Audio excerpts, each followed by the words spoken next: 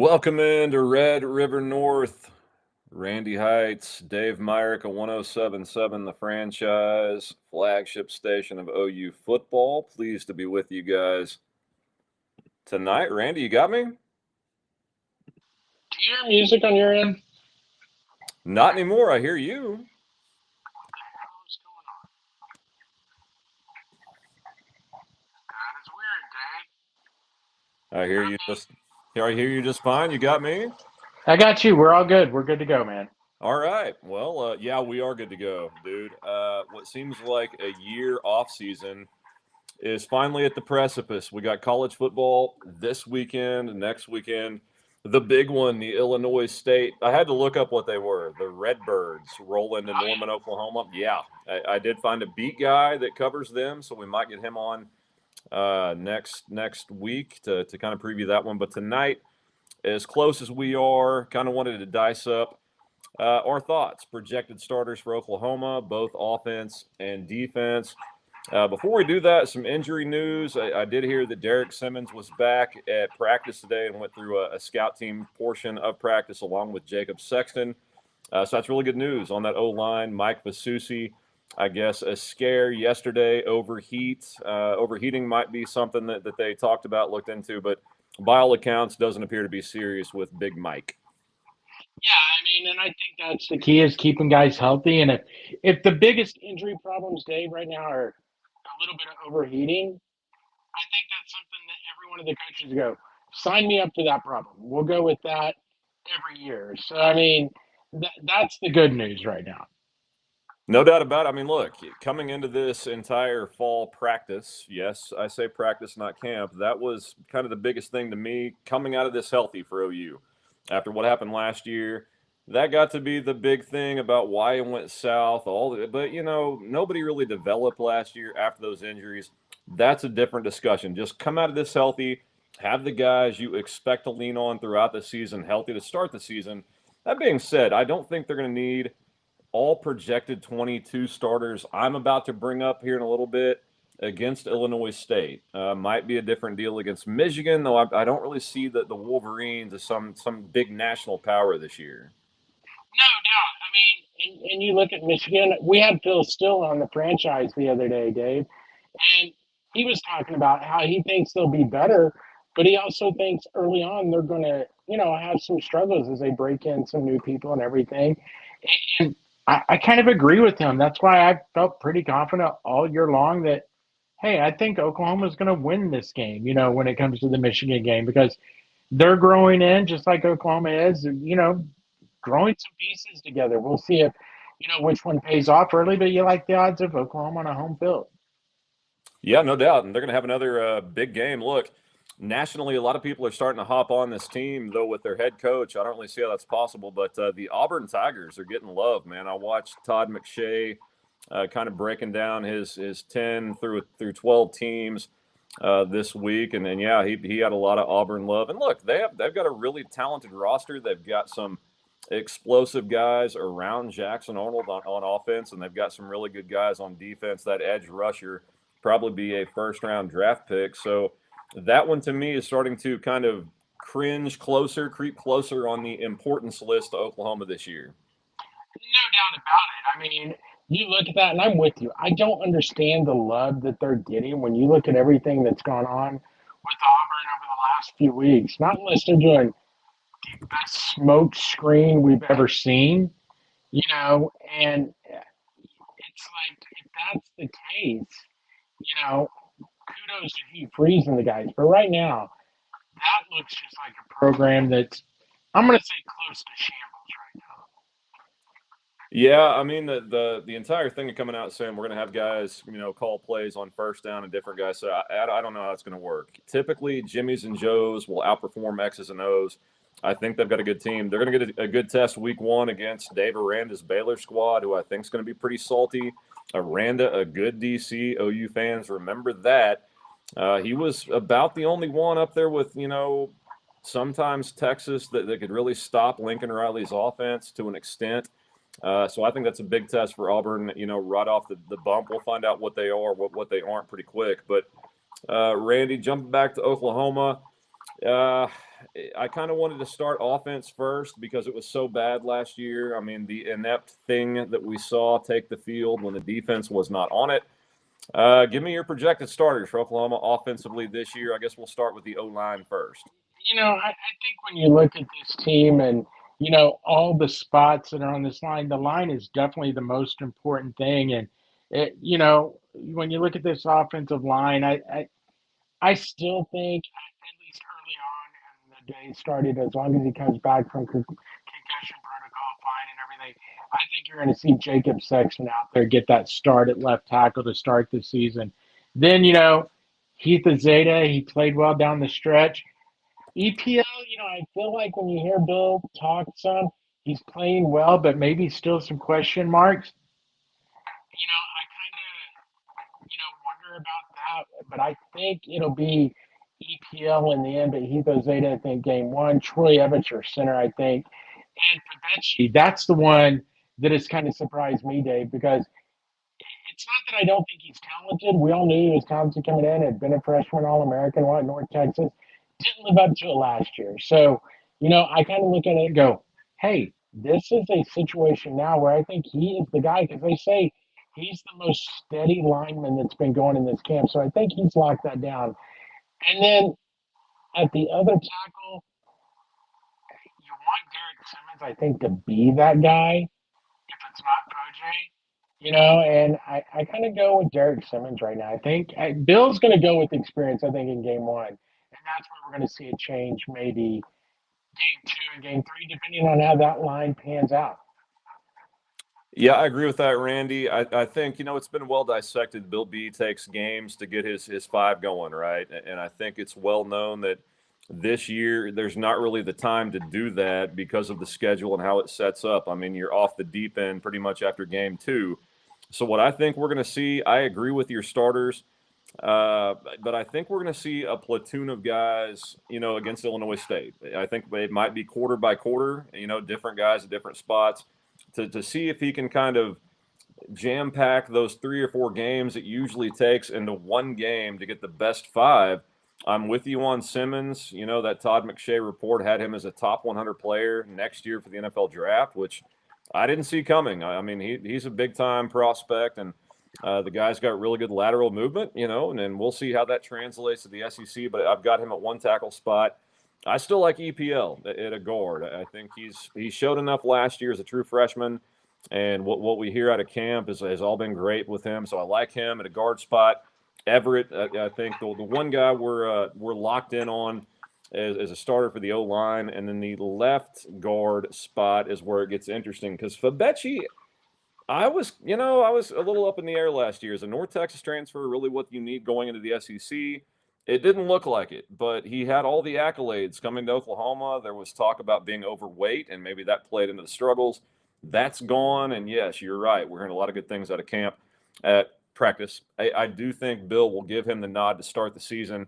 And then the other tackle spot, I'm with you. I like Jacob Sexton. I thought he was really good last year, and it actually made an impact, him getting hurt against Ole Miss. So, yeah, I've got that to start, but don't be surprised against Illinois State if you see a lot of different combinations.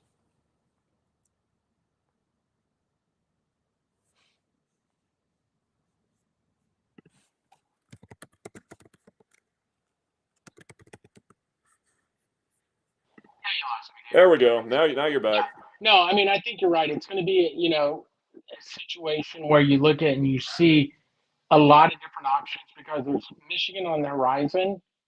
They want to make sure they have the best group in there. And, you're going up against, again, what Phil Still the other day said it's his number one defensive line in the SEC. This offensive line is daily in practice.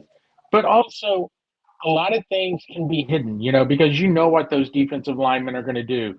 You know exactly what their strengths and weaknesses are. So you want to get them out there in live action, even though it's only Illinois State, and you want to see, hey, go out there and see what you do against somebody that you don't see every day. And that's why I think you will see quite a different, difference as far as platoons going on during that Illinois State game. And I mean early on in first quarter, second quarter, you're going to see some movement, I think. Got some comments rolling in. Mr. Random, good evening, gentlemen. Good evening, Mr. Random. Josh Manning, my man, gentlemen, glad that you're here. Mr. Random, they got Foj projected at guard according to Sooner Wire. Yeah, that's whatever their name is. I know who that is. I don't hate that. I mean, like we just talked about, you're going to see a platoon of dudes. So, I mean, if it's Foj to start, it's going to be somebody else probably in the second quarter. So don't be surprised if you see a lot of different guys in game one. But Randy, I agree. Bill B's track record, it's usually going to be, experience to start and then kind of go from there. So that's where I have, trouble seeing Foj inserted in that lineup to start. Yeah, no, and I agree. And to be honest with you, I'm not gonna lie. I'm doing my own predictions, but you need names in front of you. I pulled up Sooners Wire after he said that, and when I look on it, John Williams right now has the Sooners Wire as far as offensive line is concerned. Where is it at? I'll just pull that up for you because he didn't have Foj as a starter, John Williams, and I know John pretty well. No, I've got it His pulled up. He's got Ozida and Fabechi. and Foj is backup. Yeah, Right. yeah. So anyway, but I think at this point where we're at with this team and this group, I don't think you're wrong just throwing out any lineup because we don't really know. Because of last year where Bill went with the veteran guys, Right. everyone's thinking he's not going to necessarily go with the veteran guys. He's going to go with who the best guys are. But I don't think we really know for sure who the best guys are right now. No, and I don't. He has an idea to an extent, right, from what he's seen in practice so far. And like you said, they're going up against a really talented defensive front, but did so last year too. I mean, you would think guys like R. Mason Thomas would show what a tackle could and couldn't do. I just think they were so limited last year, not just to injuries, Randy, but you go back and look at the guys they brought in. I mean, Fabechi just he didn't pan out last year. We'll see what happens this year. Branson Hickman was a miss. Spencer Brown was a miss. I mean, they had too many of those guys where I don't think they really had a choice. They probably saw what we're talking about in practice last year, but when you've got nothing behind it, you've got to roll it out there and hope it gets better. It just never happened. Yeah, and I will say this: if people want to know if the line's going to be better, no one knows that answer for sure. But I think the one thing you can feel confident about going back to last year and the issues on the offensive line, the depth is there this year. If you Sure. do start having some of those injuries like they had last year, Dave, I don't feel like it's going to be one of those where we're looking up in week 4 going, well, just put a band-aid on it. They got to make it through the next 2 weeks. I think they got legit guys, that can get in there and play. So as an Oklahoma fan, can anyone officially sit there and tell you, hey, I feel like confident these are going to be the starting 5? No. But is there about 9 guys that you feel like any of those 5 get out there and start? You feel like that unit, 5 out of those 10, 9 guys, it's going to be a lot better than last year's group. Well, yeah, and are you confident to name 5? No. Are you confident? Does the fact there are 9 guys you could name, should that give you confidence? Absolutely. That means they built in depth that was nowhere close to that last year. Yeah, I mean, I've been big on the youth movement. I still would like to see Foj and Fasusi fast this year, and I think we will, Randy. I mean, it's do or die, boom or bust. All the cliche, bullshit you want to toss out there. Bill B is gonna roll the best line he can find out. So I think we're going to see all these guys cycle through Illinois State. But let's jump to wide receiver next. We just did O-line. Who you got for your XYZ? For wide receiver, I think in the end, you look at it, I think Zion Kearney is going to be a guy that gets in there and gets a start. I know everyone loves Elijah Thomas, and Emmett Jones even talked yesterday when the availability, what a freak he is. I think Zion Kearney is going to get the start early on with, again, this being a thing at the end of the year where Elijah Thomas, even if he doesn't start, may get more reps throughout the game, than Kearney does.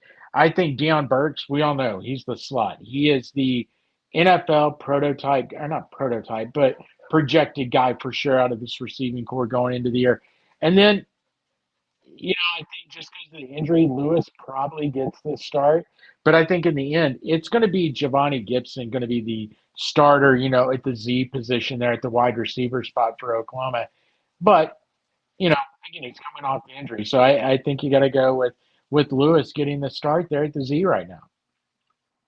I don't hate that. And like we just talked about with the O line, I think this will be the third time I've said this, like in the last month. This group, just on paper right now, really reminds me of the 2000 team and that group of wide receivers. I'm not saying they're going to win a natty. Those Sooner Cowboy, natty season loading, enjoy the ride. All right. I love the optimism. Where I'm going with that, Randy, that group didn't really have a clear cut number one wide receiver. They had a bunch of guys that were really good, that excelled in different roles. Curtis Fagan was kind of your deep threat.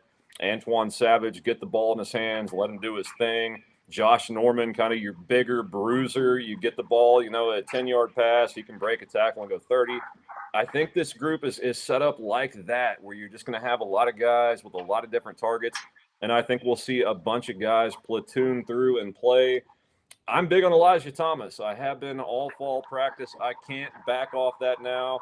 Shout out Shakota, Oklahoma, home of Carrie Underwood. I mean, how can you not say that's going to start?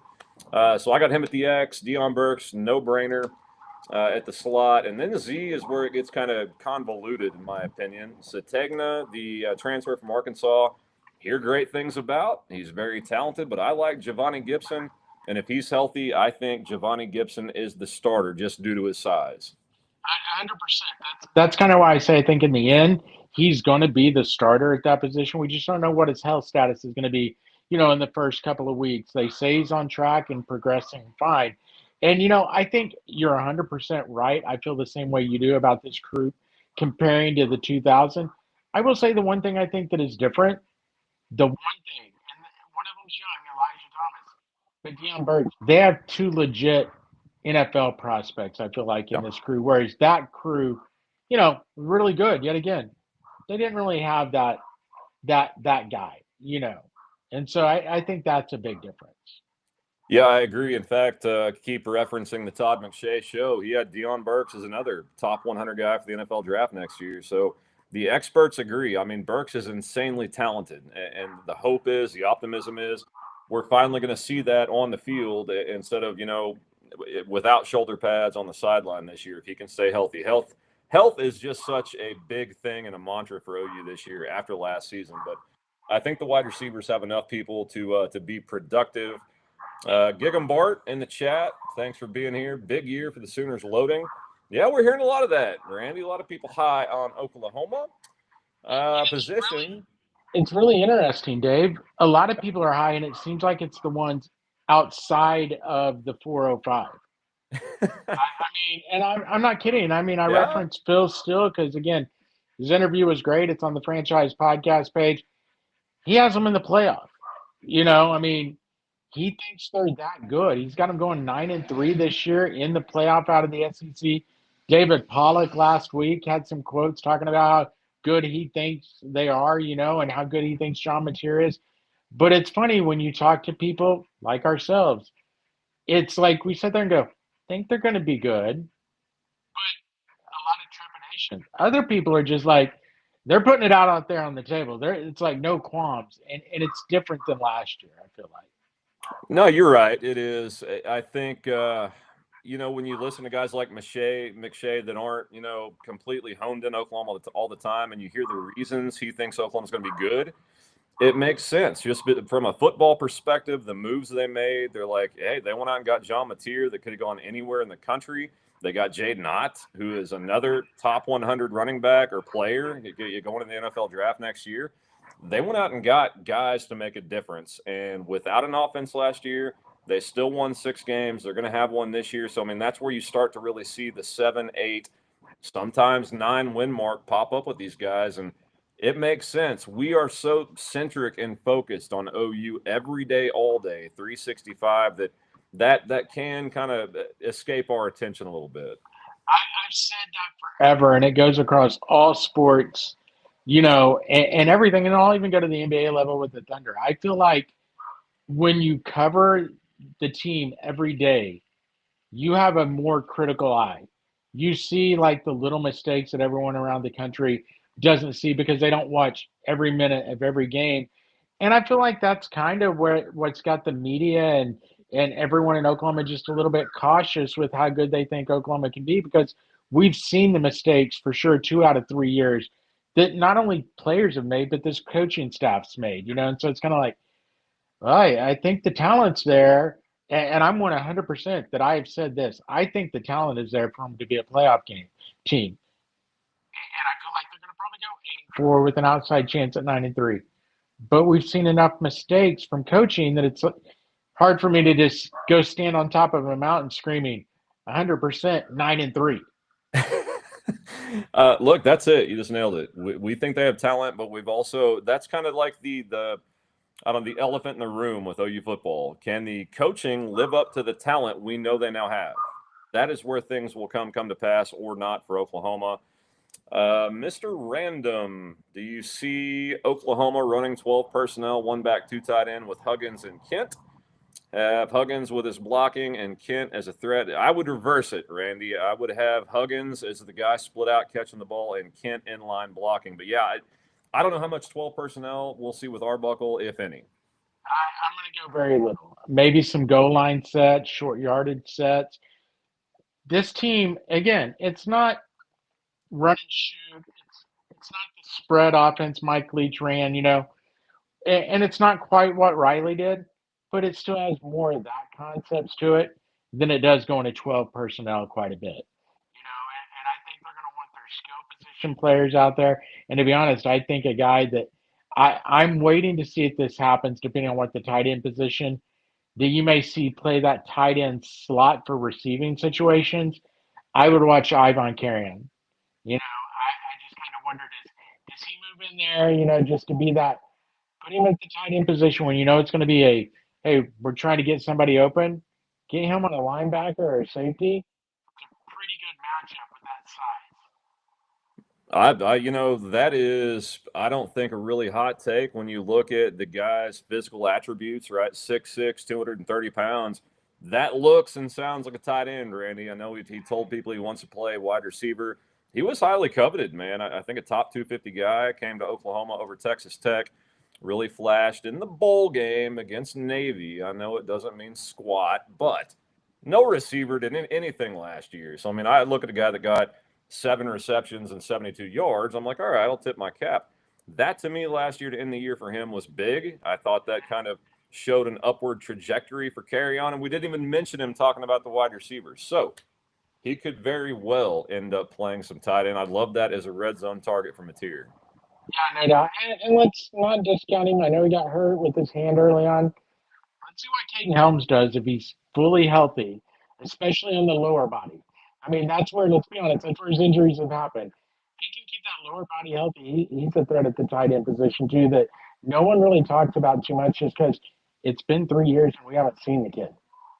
I think when he's healthy, though, I think Caden Helms is tight end 1A for Oklahoma. I think he fits. Without him, they have to piece this together with guys like Kent and Huggins, to block or catch. With Caden Helms, they've got it both in one package. But can the guy stay healthy?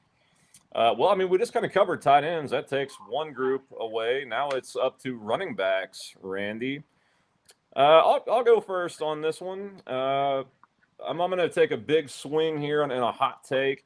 I got Jaden Ott as running back 1.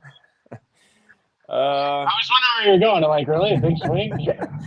Yeah, top 100 NFL prospect. I got to go Jaden Ott. Look, he's one of the best backs in the country. Explosive, great vision around the line of scrimmage. He can cut, he can move, he can scoot. Can't wait to watch him. Health is just one thing that keeps popping up. He's dinged up during fall practice. How much can that shoulder take? Will it be one hit and he's done? That's the same as anybody else in football, but something to keep an eye on.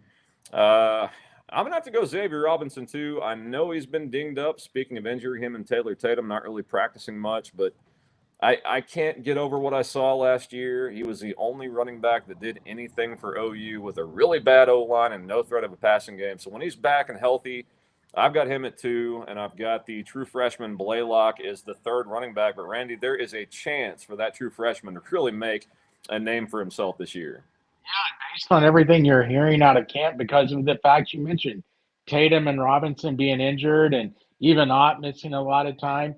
I'm kind of with you. I right now I have Ott as the starter, clear cut. And I would almost move Blaylock into that two spot right now, because of the injuries to the other two guys. But I'm going to go ahead and keep Barnes there just because to be that different pace guy, that different style of guy, more of the power guy that comes in behind Ott. And then I think Blaylock's third. And at this point, the fourth guy that gets in there, I'm with you. I kind of think Robinson, but it may just be who gets back healthy and can actually start making headway on the practice field first. Because, that's kind of the deal. If all of a sudden Tatum, I know we've heard different things about him, but if he's figured his fumble problem out and he gets back on the field before Robinson does, a lot of times it's just who's in there first. Yeah, if you can't practice, you can't play, right? So I mean, if it's kind of a race to the finish line between those guys, who can get healthy first, and we'll see them on the field. Sooner Cowboy, Navy, and Kansas lost with 2 6 and 7 season, no bowl wins, all time lows. At least we forget losing the last Bedlam ever in the history of the rivalry. That really sits well with OU fans. Look, we get it. We just talked about that. The caveat to this season and all the high expectations is the coaching staff. Can they live up to the talent that they brought in? Can they make the right decisions to put that talent in the right spot to get over the humps and win these football games that they quite frankly, haven't yet. And those of us that talk about OU and cover OU a lot and watch them a lot, that's in the back of our minds and have kind of tempered our expectations. Though I know Randy and I and a lot of other people are high on Oklahoma this year. Mr. Random, Tatum got a hold in the ball. Yeah, he wasn't alone last year, I'll tell you that. No doubt about it. I mean, let's be honest. Yes, he didn't do it in the game, but that's one reason it took Robinson forever to get his shot, And so, that's kind of the thing, Dave, with those two young guys. We feel good about what we saw to Robinson, but you just hope his fumble issue that was in practice doesn't rear his ugly head. And Mr. Random, you're right. That's why I said Tatum, if he figures out that fumble problem and starts concentrating hard, this is a guy that can be a star. But he's got to figure it out himself. Yeah, and we'll see what happens there. Barnes to me, I keep hearing his name. I know, Tyler Neal loves the guy. He's on that hill to die on for Barnes. I like the fact he stayed at Oklahoma. This will be his 25th year on campus.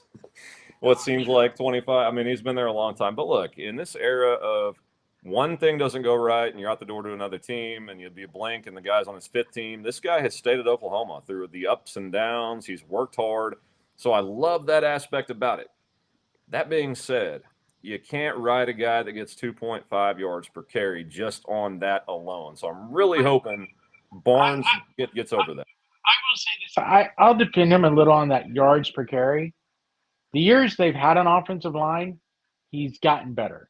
Last year, there was just no line. Let's be honest. And you're right. Robinson did get yards in the Alabama game, but that's as the line started to gel together. And by that point in time, I really feel like Barnes had the crap beat out of him, getting 2 yards in a cloud of dust. So I have no problem saying Barnes is the number two guy because I think his upside is still really high. And so if you want to go with the veteran to be a little more of the power guy behind I, that's kind of the reason I say that I feel like he'll be number two, short yardage situations, in those power situations. And you want the guy, because if Barn busts through the line, he can go all the way, just like Robinson can, just like Tatum can. But I like that power aspect that he can bring out of the backfield. But in the end, Dave, I think the running back position, Ott's going to get 75% of the carries, I have a feeling. And then the other 25%, it may go 25% to Barnes one game, 25% to Robinson one game, you know, and it just change off game to game on who's hot as the backup. Yeah, I know that we talked to Ryan Aber on the franchise yesterday, and he kind of said that DeMarco Murray came out and said he doesn't like the using multiple backs. He likes to have one guy he can ride. I don't really like that. That when you've got versatile backs, a stable of running backs. I like to see guys get multiple touches. That way, you don't just beat the shit out of one guy for the entire season, especially in this league. But yeah, Jaden Ott's built like a robot, so maybe he can handle it. We'll see. Yeah. DeMarco Murray, like the rest of the coaching staff, having to prove that they are elite and work with this talent to win football games. So we'll see how that goes. But Well, you look at OU's best times when they've had success over the last 10 years. They've had the one running back that gets the carries the majority of the time.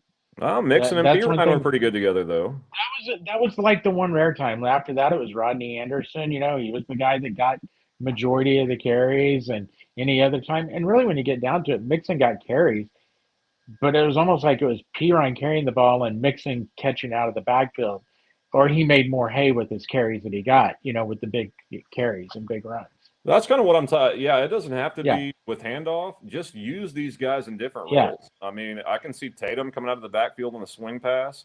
Use Ott, out of the same way. It's just I don't know. Like Barnes averaged 4.7 yards per carry last year in 9 games. That's what I mean. I think that's about right, Dave. Because I mean, I think What we all about the just season though? What well, about the he only season? played in 9 games. Oh, he was injured. That's Remember, he was injured. Yeah, that's what I'm saying. You think about it. Barnes had a better year last year than we all realized. It was covered up by how bad the rest of the offense was. I just And remember him. Barnes didn't have a great year. I just remember him taking a handoff and running into the ass of Jacob Sexton, and that was shown on replay too many times to get in my head. But yeah, 4.7 is decent with no O line. We'll see. I'm rooting for the guy. I'll tell you that. I hope he does well. And this is it. He's got talent, right? We all remember the Cheez-It Bowl against Florida State when we thought he and Sawchuk were going to be the next 1-2 punch at OU. Man, talk about something that went downhill fast. That to me with Gavin Sawchuk, just a side note here, is going to be one of the weirder, just not developing into what we thought I've ever seen. The guy was uber talented, 2-time Gatorade Player of the Year out of Colorado. Only other player besides Christian McCaffrey to pull that one off. Flashed at Oklahoma, and then just all of a sudden couldn't gain a yard last year. How about this? A lot of people always think when guys get in the portal and leave, it's because they got a bad taste in their mouth with the program. I don't think that can be the case with the Sawchucks because his brother's still on roster Sure. at Oklahoma, and he's a walk on. So if you were not happy, you could easily transfer back to somewhere in Colorado or somewhere else. It has to prove that maybe it was just a case because of your point with he's got such high level. Gavin looked at himself and you know what?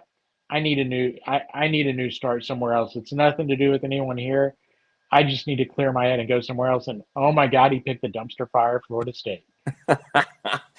Yeah, full circle, man. Speaking of the Cheez-It Bowl, we'll see what happens down in Tallahassee. But that dices up the offense. Yeah, I'm with you. Gavin Sawchuk, wish the kid well. Always seemed to have a great attitude. It was just kind of a weird decline at Oklahoma. Let's start with the defensive line, Mr. Heights. This one is, it's interesting to me because it doesn't matter. I think we're going to see all these guys platoon and play a ton of snaps. But who you got for your down four? I think the down four, it's pretty basic. It's R. Mason Thomas, Dominic, I think, Jaden Jackson, of course, freshman All American. And the other end is Marvin Jones Jr. And to me, I'm not worried about the defensive line starters. I'm more interested to see the rotation, especially behind that defensive end spot of those two spots. I know everyone's talked a lot about Taylor Wine and how well he's played in this fall camp and everything. I'm really looking forward to seeing PJ. It sounds like he's made some strides, and if he makes the strides we want him to, and I don't even mean like being an all SEC and all American, just can start being productive. I think PJ and Danny Okoye at those two defensive end backups, they take this defensive line again. Phil still says best in the SEC. They take this defensive line from being best in the SEC. I mean, the depth wise can be the best in the country. Yeah, dude, I agree, man. I mean, Mr. Random, Mixon, Piron in 2 seasons, rushed for combined 2,456 touchdowns. That offense was unbelievable and one of the better ones we'll ever see. But yeah, I'm with you on the starters. I think everybody knows that R. Mason Thomas, he's going to start. He's a top 100 NFL draft guy next year. Demonic, I'm going to call him. I don't know if it's Dominique or whatever. I'm going to call him Demonic because it's cool. Yeah, Demonic. I mean, demon. Let's go. Demonic Williams, yeah, excellent run stuffer all around, great SEC defensive tackle. Jaden Jackson, like you said, freshman All-American. And yeah, Marvin Jones on the other end, that'll be a lot of experience on the ends and the middle. But you just said it. I mean, the guys behind, Grayson Halton not practicing due to a hamstring, it sounds like. When he gets back, in the fold and healthy, that's a dynamic path here to go with David Stone, the guy that I'm probably the most curious to see this year on that defensive front. What does he do? What's the jump from freshman to this year? From all accounts, he's grown up. He understands he had to fall in love with the grind of college football, going to class, workouts, practice. Didn't dig it last year. He's into it this year. And by all accounts, he's going to be a monster on the line. And then, yeah, behind the guys at defensive end, that's a wealth of riches. You start talking about Danny Okoye. I haven't heard people talk about a player like this in a long time, as far as a freak athlete goes and what he could be, draft potential. A homeschool guy, he's got a big hill to climb to prove it, but I'm very excited about that. Then, yeah, our man PJ, can he just go out there and hold an edge like Ethan Downs? Can he be where he's supposed to be? Can he come up with 3 or 4 sacks on the season? That to me would be an excellent year for PJ and a great step. But they got a lot of guys to play with in that front 8. No doubt. And you mentioned David Stone, and you're right. And for everything you heard, it seems like he's got his head on straight. And Dave, you know this from watching and talking to coaches and everything. I got a feeling David Stone was one of those guys because he was the number one defensive lineman in the country for a reason when he came out, right? Sure. Some guys are just naturally gifted, and I know he played at IMG and he played great talent all the time. But some guys don't have to work that hard in high school because they're that physically gifted. And you know, when they get to that college level, it takes them a while to realize, oh wait, I can't just throw my helmet on the field and everyone else gets out of my way. You know, and I think we saw the difference last year. Jaden Jackson worked his butt off and got in there and did the daily grind, and he was a freshman All American. David Stone took a little while to figure that out, and I like the fact that he said Ethan Downs was one of the key reasons he stayed, talking about a legacy. And to me, that was kind of, I never thought David was immature, but that was one of the most mature things I think I'd ever heard a guy that got in the portal and then 48 hours later got out of the portal, like talked about his experience and everything. So that impressed me a lot with David Stone. Yeah, I mean, those 2 guys alone, PJ and David Stone, if they can take a big step, how much further they can elevate this defense just between the 2 of them. I mean, that's day one stuff across the board. Behind that, linebackers are interesting. I'm going to throw Cheetah in that because I want to, but middle. Well, okay, I'll start with weak side. That's going to be Kip Lewis, and I did hear Jerry Ramsey on the franchise today talking about it's kind of weird. Nobody's bringing up Kip Lewis. I think that's a good thing because he's a known commodity. You know what you got. He's going to do the right thing and be a superstar every down. So I'm okay with nobody talking about him, and he's a superstar. I think he takes a step and becomes better. But the middle is where it gets interesting. All the assumption police should be out and about for us, I guess. We all thought Kobe McKenzie, no brainer, was going to slide in behind Stutzman. Not so fast, my friends. I think Sam Omasigo is going to start right there, and I'm excited to see what he can do. I'm going to stay with Kobe. I think he's going to end up being the starter there. I know we've heard really good things. I just think and maybe not game one, but I think in the end he's going to be nothing against Sam. I've said it forever. Kobe's got the prototypical SEC linebacker build, and when you get into these games in the SEC, I think you're going to want that bigger linebacker in there. I'll still go Kobe McKenzie, Kip Lewis, Kendall Daniels at the Cheetah if we want to throw all those in there together. You know, one reason I kind of also I feel like that maybe they'll start Kobe. I feel like Sam is the more versatile back where he can relieve Kip or Kobe in there in the field, and so that gives them that versatility. Maybe Kip's a little tired, you put Sam in there for him. Okay, Kobe's a little tired, he goes in there. And it may be where when they're on the starting lineup, but it wouldn't shock me if you see almost different linebacker units out there every series of downs. And I don't mean like drive. I mean like new drives, Like, hey, this one's yours, Sam and Kip. This one's yours, Kobe and Sam. Stuff like that out of that linebacker core. But I'm also really excited to watch Reggie Powers as the backup at Cheetah. Yeah, I am too. I didn't throw my cheat out there. Another big swing and a hot take. Yeah, Kendall Daniels, man. I'm excited to see what he's going to do with a staff. Wes Godwin that came over to coach linebackers, and Brent Venables with linebackers. I think that's going to be better for this kid's makeup, both on and off the field. I don't know what happened at OSU, but you could see something was amiss. I don't think that lack of motivation is going to be a problem with with him at OU. So I mean, if he's unleashed to just show his talent at Cheetah, he's the prototype of what you look for. Big enough to come up and hold the edge and run support. You can flip his hips, drop back in pass coverage. Can't wait to see that. I agree with Kobe and Sam. I think too much onus is placed on who's going to start. And yes, this is our show, and we said we're going to project the starters. So that's our fault. But you're going to see all these dudes play and play a ton in this defense. I think the goal is to get everybody, where there's not much of a drop off. Whoever comes in, and that's why you'll see them all platoon. But I'm with you for Sam. He's very versatile. I can't wait to see. He's been kind of back and forth between some backup cheetah spot duty with Kendall Dolby when they platoon based on down and distance. I'm really looking forward to seeing what he looks like at one spot. He's been practicing at all fall with his physical makeup because the guy's talented, man. But so is Kobe McKenzie, and that's a good problem to have.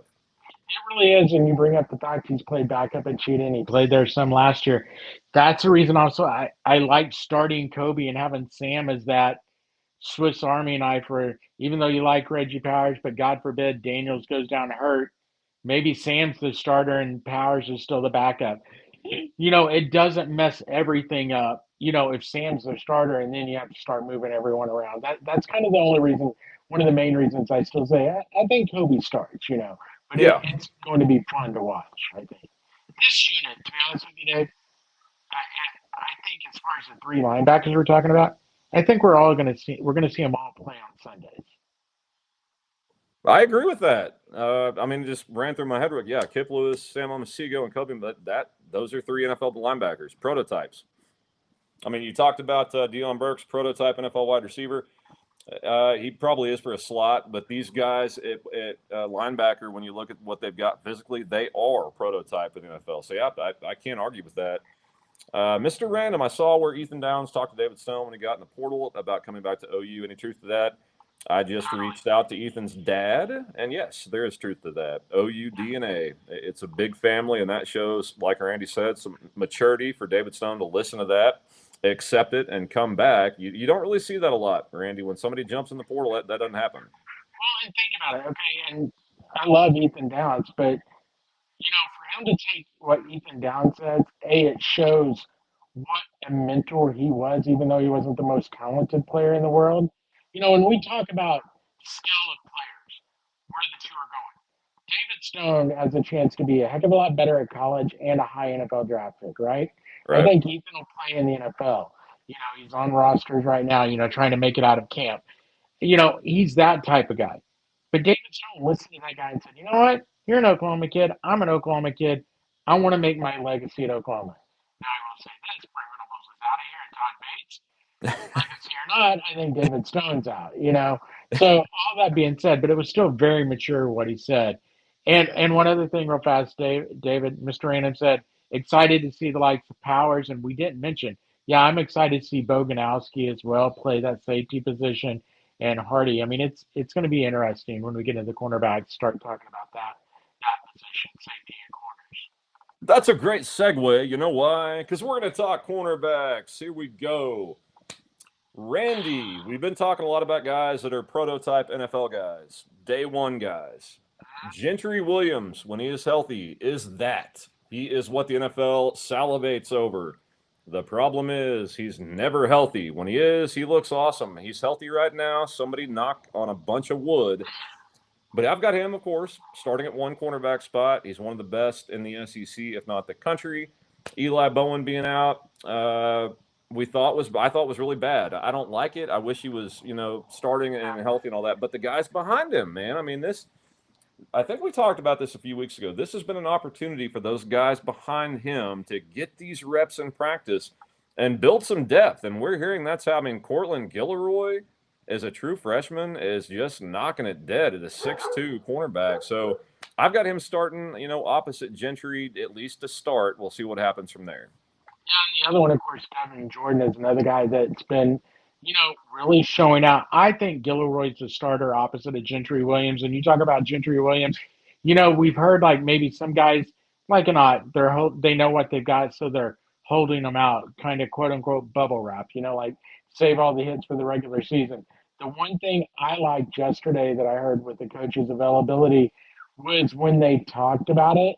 when Belay talked about, Gentry Williams, said he was being aggressive on the practice field. So, Right. I mean, granted, still knock on wood that he stays healthy, but at least that means he's evidently out there making hits. It's not like the first time he goes to tackle somebody, it's going to be next Saturday against Illinois State, and there he goes, one tackle, and he's done for a few weeks. So that at least gave me some of the trepidation both of us have about Gentry. Made me feel a little better. Like, okay, he's making tackles in practice. He's going through contact drills. I'm like, thank God. Let's see where he goes from here. Yeah, you know what it told me is he trusts his shoulder. If I Yeah, hear he's being aggressive, that means he's got trust. His shoulder's going to hold up. That's really good news on that front. We got a couple of comments rolling in. Kendall Daniels have a huge season. Yeah, I agree, man. I think if he keeps his head straight and stays motivated, a 6'5", 242-pound linebacker that can run is rare, and that's something Brent has been looking for that spot. So I think they've got it. and isn't it amazing when a money season's on the line? And what I mean by that, if he goes out and shows out at the cheetah position, we talked about Sam, Kip, and Kobe being NFL guys. Daniels is another NFL guy. He's the type Yes. of, to your point with athleticism, that if he's got his head on straight and plays that way this year in the Brent Venables system, there are NFL coaches drooling over that athletic ability. Yeah, I mean, it's kind of the Danny Okoye thing, right? I mean, 6'4", 260 that runs a 4.5. These guys, they don't grow them on trees. You can't go in the backyard and find one. So when you got them, the hope is, and everything here about Okoye is this. He is very humble. He loves the grind. He loves to learn. He's willing to, a lot of guys that come in highly touted. I'm not saying David Stone was that last year, but you have to wonder, think they're too good to hear anything. And when you hear things like, Okoye is open to being, coached. He loves that. So that is where I draw a lot of optimism for him. Kendall Daniels, to me, we got to see it happen. But I still say with this coaching staff, Brent in particular, he's a player's coach. I think he has, that personality to connect with a guy like Daniels to get the best out of him, where some coaches may not. Any updates on Eli Bowen return? Randy Efford after Michigan? Yeah, I've heard 2 games. That's what I heard from the start.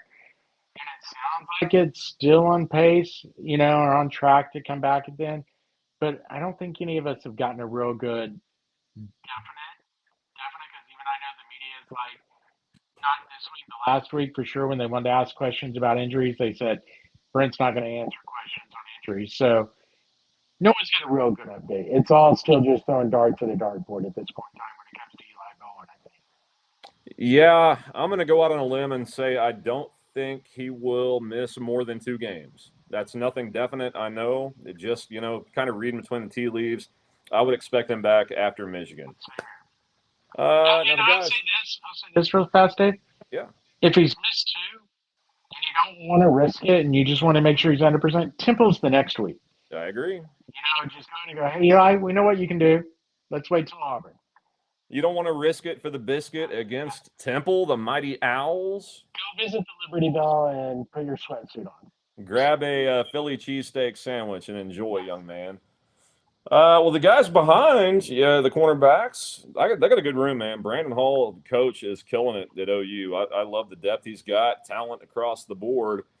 Uh, I thought this was going to be written in stone, a definite thing. You got Peyton Bowen at strong safety, Robert Spears Jennings at the free safety, and then you started hearing the name Reggie Powers. Reggie Powers. I still like Peyton Bowen and RSJ as your starters, though I think we'll see Powers on the field along with Bowen when they run nickel, and I think both guys will play a lot. I think you may, but I think that Hardy and Boganowski are the other two you got to watch, because I really think Powers is going to get the majority of his time at Cheetah.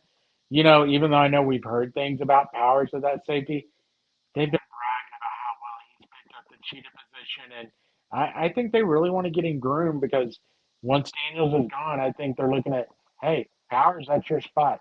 And Next. so the more they can keep him in that role, that's why I think it's going to be Bowen and Robert Spears Jennings. But let me tell you, the safety position, to your point of with Brandon Hall, they can bring the wood.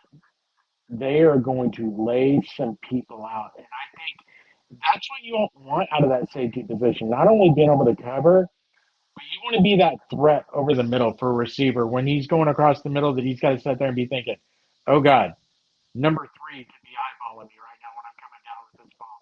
You want to have the fear of God in those receivers. And I think with what Boganowski can do at the backup position, what RSJ can do, Peyton Bowen hits guys pretty hard, and Hardy, that that's a fearsome foursome to scare the crap out of some receivers going across the middle. The Legion of Boom once resided in Seattle. I can kind of see the secondary being labeled the same. Those guys are going to have to be careful with targeting calls. They're all going to be aggressive. Yes, Peyton Bowen can bring it. Ask Quinn Ewers in the Cotton Bowl when Peyton Bowen bashed him, forced the fumble. Robert Spears Jennings has been probably the hardest hitter for OU the last year and a half. And then Boganowski, dude, he's going to kill somebody if he doesn't rein it in a little bit. I like the fact that they've kind of added some nuance and technique to him playing the safety spot to go with that aggression. That's going to be fun to watch.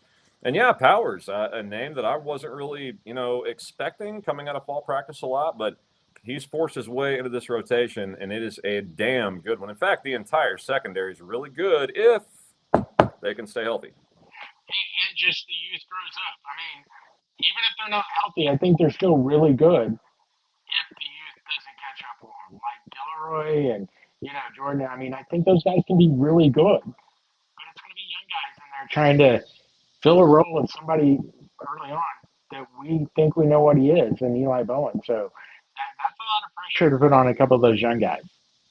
Yeah, and to your point, I've loved the attitude from Cortland Gilroy this entire time. The dude's like, bring it on. Look, at a cornerback, you got to have that. You're going to get toasted. You're going to get roasted, especially as a freshman. I like seeing guys with moxie to take that on, especially as a true frosh. So, yeah, secondary ought to be really good. Special teams, good God, yawn. I don't care. Have guys that make kicks and can punt the ball and catch the ball. It's easy, right? I mean, it's Tate Sandell, the kicker. Yeah. I mean, it's Ulrich. I mean, just have some hang time. Don't kick the ball 10 yards, kick it 40 yards with hang time. You're golden. And I'll be honest, I think the only thing we care about when you get down to it, you care about the kicker, it's the punt returner and kick returner. And I think that's where Satania is going to come in and be very much a big time help to Oklahoma. A lot of people like Peyton Bowen as a kick returner, and I think he's been good. Mm. I'm going to go back to the side. We talked about the depth at running back. If Tatum Bell can figure out his holding on ball problems, I wouldn't mind Tatum Bell back there. Heck, I know he's not the speediest guy, but he's fun to watch. And you mentioned him, you like him at running back. Xavier Robinson, to Yeah. go alongside Satania. I don't mind that kind of stuff. You've got that type of talent at the skill position, use it. Find a way to get him on the field, and as a returner on the kickoff game, that's where you can get it. But I think Satania is definitely on both units, and then it's just trying to figure out who that second guy on the kickoff unit is. Is it Peyton Bowen or one of those running backs, or another one of the receivers out there? Yeah, I mean, Sandal. I'm going to call him Sandal all year because I was on air when he committed with Kelly Gregg, and we called him Sandal, and it's gonna stick. So people have to deal with it. He's gonna kick the ball, and I'm with you with Satania. I think he had an All SEC honor thing as a special teams return guy, so I can see him definitely fielding punts. Kickoff guy, look, I'm going to throw a name out we didn't. Troy Blaylock, I think would be dynamic in that role. He did some in high school. He's very fast, elusive. But Randy, I joke about special teams, but it's a big part of the game, man. You look at like Marvin Mims when he was at Oklahoma, some kickoffs and punt returns he would get that completely flipped things for OU. And when you get an offense that's going up against a really good defense like the SEC, that's important. And you didn't see it last year. So I think they're going to be better than that. They just got to find the right guys to do it. And Mr. Random says Burks can return punts. Yeah, he can, but I say 0% chance he's a punt returner. Keep him healthy. Yeah, the only reason I say that is it's a pure health thing, especially when you have other guys. Last year they put him out there because I don't think they really had another punt returner. Right. This year they have guys that can fill that role. So, yeah, if Burks is out there punt returning, things may not be going right for Oklahoma. Yeah, yeah. If he is, probably not a good sign. I mean, look, you don't want to just say this that you throw expendable guys out to return, but you kind of. I mean, you kind of do, man. I mean, you got to have You depth want, behind whatever position they're playing, but you kind of do. yeah, I mean, you want talented guys out there. It's not like you're just throwing some out there that can't do the job. Right. But oh, look, you're throwing somebody out there that this is the number three receiver. This is the number 3, 4 running back, number 3, 4 defensive back. To be honest, that's one reason. Even though he hasn't had a ton of injury problems at Oklahoma, I don't want Peyton Bowen back there returning kicks. Sure. You know, I mean, is that really where you want him back there? And all of a sudden he takes a hit on a kickoff return and, oh, look, broken leg. I know it can happen at any point in time, but is that really where you want to risk it? That's just not me when I've got other talented guys as well. Yeah, that's kind of what I'm getting at, man. I mean, do you want to lose your starting safety because he returned a punt 5 yards? No, I mean you want a guy that can break tackles and take it to the house, or at least flip field position. But you have to be smart in doing so. This coaching staff is; they'll figure that out.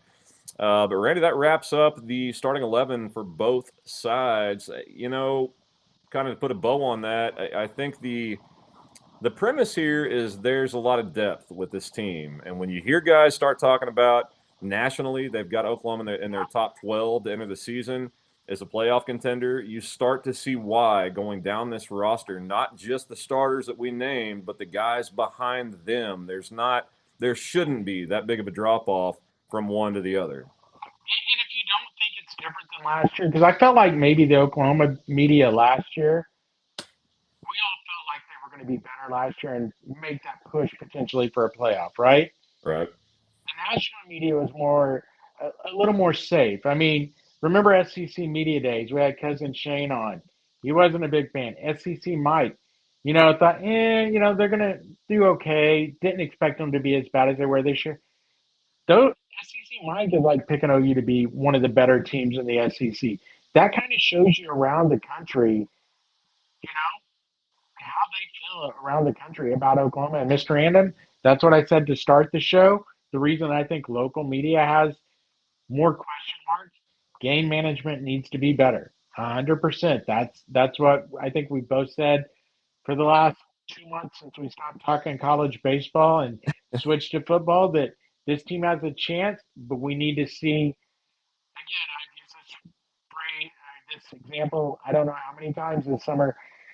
We need to see this team with a head on its shoulder game management. Why is it they call a fake field goal and they convert it? That they don't get a delay a game.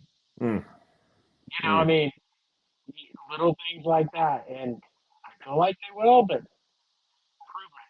I'm going to be from Missouri at this point in time. Show me. I'm the show me state. Show me. I think a lot of people with OU fans included are in that camp, Randy. I mean, you go through a 3-year sample size with this coaching staff. There's some pretty good with the 10-win season. There was some really bad in that 10-win season, and a lot of bad sandwich around it. So I think that's why everybody in the 405, as you like to say, is like, we hear you nationally, but we've seen it locally. We need to see it. I've always got the mantra that talent can outdo coaching staffs. And that's why I think Auburn might be even better than people think, because Hugh Freeze sucks, but their team is good. I'm not saying Brent Venable sucks. I think Brent is a good coach on the defensive side. And I think they're in a good situation now that they've got a head coach of the offense, and Brent can just do his thing on the defense. I think that's going to benefit Oklahoma, but they're still going to make. There are going to be times this year in critical moments and down the stretch in games where Brent has to make a decision one way or the other. There's going to be times as players have to be disciplined, not jump off sides and give a team an extra shot at a field goal. That stuff loses you football games. No, no, I'll say this. I think there's two things. We bring up a lot because, yeah, they've had 2 6 and 7, but a 10 and 3. I think the reason for Oklahoma to be optimistic, I think that 10 and 3 and 9 and 3 type season, and whatever is in the cards potentially for Oklahoma. The one year they had a competent offense with a quarterback healthy, they went 10 and 3. You go back and look at the 2 years where they went 6 and 7. The offense was confident, but Dylan Gabriel missed almost half the season with a concussion. Last year, they weren't confident. They didn't really have a quarterback that could do anything. I think the one bonus Oklahoma fans should feel too going into this year, God forbid John Mateer gets hurt. Yeah, you have to lower expectations a little for Oklahoma. But I think with the talent and what Michael Hawkins looks like he can do just from what we saw in 1 month under Arbuckle, right? Going Mhm. into the bowl game, made drastic improvements. You feel like they would have a competent backup quarterback and be able to kind of keep this offense going on a pretty decent. So I think that's where Oklahoma fans should feel pretty good about where this team can go this year.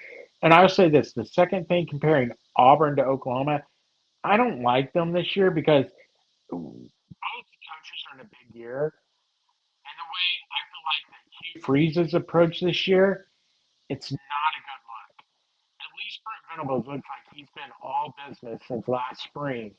That should also give you, at least if you're an Oklahoma fan, I think should give you a little bit of confidence that maybe he's learned and said, you know what, these are mistakes I've made in game management. I need to do this, this, and this to fix it. Whereas everything you're hearing out of Auburn, at least feels like and sounds like they found more ways to add more problems than fix problems. Yeah, and this is like any other thing in life. You have to do it. Repetitions make people better at stuff. And Brent's a first-time head coach at OU. I always argue with people. I'll defend him on this. People bring up the dark days of OU football with John Blake and Schnellenberger. You and I remember that, and compare it to that. And yes, there's been a lot of comparisons to that. But you never saw Blake or Schnelly's team beat a top 10 Alabama team 24-3. They might have upset a top 25 Texas by a miraculous overtime win where all these things that wasn't the case. Oklahoma, when they showed what they could do and they were disciplined under Brent, beat the dog shit out of Alabama, a playoff contending team with Jalen Milroe, a really good quarterback. And so that shows to go along with the 10-win season, it's there. The capability is there. They've just been missing a few things on one side or the other. And the expectation is, because of what you talked about, the one spot we didn't even do, projecting starters, though I think it's somewhat known, John Mateer will start at I felt quarterback. safe in not doing that. I think Yeah. we feel safe. It's going to be Mateer, though Brady Trantham said he wanted to see Hawkins in a role this year. Caught a lot of flack for that, but I get his take, and I'm with him in the regard. I like Hawkins in the same role. Why I like Barnes, because things didn't go well for Hawkins, and he could have been out the door very fast. A lot of guys would have, and he chose to stick around and learn under one of the best, and Ben Arbuckle. And you're right, that is a excellent security blanket to have behind your starting quarterback. A quarterback that's been on the road in tough environments as a true freshman and won at Auburn, and can come in, and spot duty if needed, or heaven forbid there's an injury to Mateer. No doubt. I mean, so that's just kind of the bonus, I think. You actually have two quarterbacks on the roster. Think about this. Brent's entire time at Oklahoma, I guess we could say Jackson Arnold, the last year with Gabriel, because he did come in and manage the game at BYU, but that was still a true freshman. Right. This is the first time an Oklahoma team under Brent has had two quarterbacks on roster. That you don't have to put bubble wrap all the way around your starting quarterback because you're scared to death what happens if he gets knocked out of the game. So that's a bonus for this year. Let's see where it gets going. What's great, Dave? We don't have to do this for one more time without having a game to actually talk about. We get to recap in 2 weeks. We don't have to preview again. Let's go. College football season is here. This will be the last show without it, as it's coming up this weekend in Dublin, Ireland. Some of the dumbest shit I've ever seen. Scheduled games over there. That's another topic. We'll be back next week to preview the Illinois State Redbirds. I know what they are because I looked them up, and might have a special guest that covers Illinois State on to talk about the mighty Redbirds. Randy, anything you want to wrap up with? No, that's pretty much it. I think we covered it all tonight. I'm just ready for college football this weekend, and then it gets going for real next week for almost everybody in the country. That's right. We're here. We made it. We made it through the sweat dog days. For Randy Heights, Dave Myrick, 1077 The Franchise.